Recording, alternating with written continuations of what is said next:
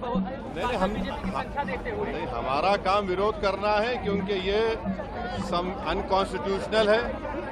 ये बिल वक्फ की जायदाद को बचाने के लिए, एनक्रोचर्स को निकालने के लिए नहीं, ना उसकी इनकम को बढ़ाने के लिए, बल्कि वक्फ की जायदादों को ख़त्म करने के लिए, मुसलमानों से उनकी मस्जिदें, दरगाहें, खानखाहें, कब्रस्तान को छीनने के लिए इस तरह का प्रोविज़न उसमें रखा गया है।